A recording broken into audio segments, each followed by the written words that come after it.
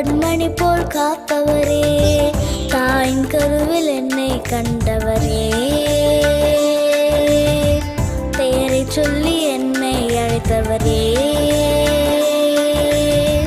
உள்ளங்கையில் வரைந்தவரே,